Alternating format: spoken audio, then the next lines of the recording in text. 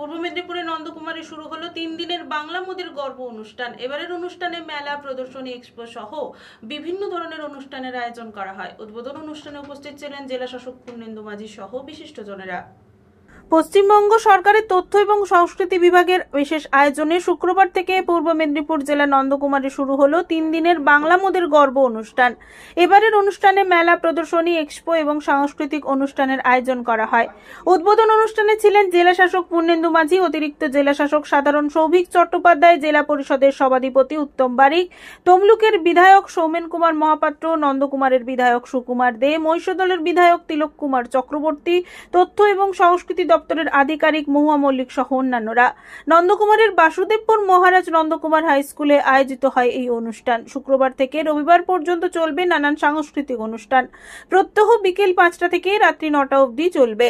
অনুষ্ঠানে 20টির বেশি হস্তশিল্প, বিভিন্ন স্বয়ংবর গোষ্ঠীর স্টল বসেছে। এছাড়াও রয়েছে বিভিন্ন দপ্তরের স্টল। থাকছে বিশেষ প্রদর্শনী, পশ্চিমবঙ্গ সরকার উন্নয়নের পথে মানুষের সাথে। 3 দিন ধরে জেলা এবং কলকাতার বিভিন্ন খ্যাতনামা শিল্পীরা সাংস্কৃতিক অনুষ্ঠান পরিবেশন করবেন। এছাড়াও লোকপ্রসার প্রকল্পের শিল্পীরা বাংলার সংস্কৃতি তুলে ধরবেন মঞ্চে। থাকছে বাউল, আদিবাসী নৃত্য, রনপা, রাইবেশে, পুরুলিয়ার নাটুয়া, ঘোড়া নাচ সহ বিভিন্ন আঙ্গিকের লোকশিল্পীরা। মেদিনীপুর তথ্য সংস্কৃতি দপ্তরের আধিকারিক মহুয়া মল্লিক জানিয়েছেন, সব মিলিয়ে 600 জনেরও বেশি শিল্পী নিজেদের প্রতিভা মঞ্চে তুলে ধরবেন। এই বাংলার মাটিতে জন্মগ্রহণ করতে পেরে এবং আমি একজন বাঙালি, ফলে আগে আমাদের অস্তিত্ব কি, আমরা কে, আমাদের কি রয়েছে, আমাদের গর্ব করার মতো প্রচুর জিনিস রয়েছে। আগে আত্মচেতনা, আত্মসচেতনতা, যে আমি কি, আমি কোথায় আছি, আমার কি আছে, এবং আমার যে পারম্পরিক যে জিনিসটা প্রবাহিত হচ্ছে, অর্থাৎ এই বাংলা সংস্কৃতি, কৃষ্টি, সভ্যতা, মেধা এবং সর্বোপরি আমাদের গর্ব করার মতো অসংখ্য জিনিস আছে। আমি প্রথমেই জেলাতেই আছি। আগে আমি গর্ব করব আমার জেলা নিয়ে, আমার গ্রাম নিয়ে, আমার পরিবার নিয়ে। আমি প্রথম গর্ব করব আমার সন্তানদের নিয়ে, আমার পরিবারের প্রত্যেককে নিয়ে আমি গর্ব করব যে তারা একজন আদর্শ ব্যক্তি, তার নিষ্ঠার সঙ্গে, তার একটা নিয়মের মধ্যে দিয়ে তারা বড় হচ্ছে, গর্ব করা। আমার গ্রাম নিয়ে, আমার গ্রামে যেটা আছে, আমি গ্রাম নিয়ে গর্ব করি।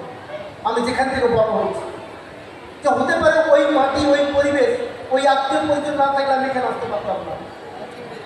তারপর গর্ব করি আমার জেলা নিয়ে। এই যে পূর্ব মেদিনীপুর জেলা, কি নেই গর্ব করার মতো?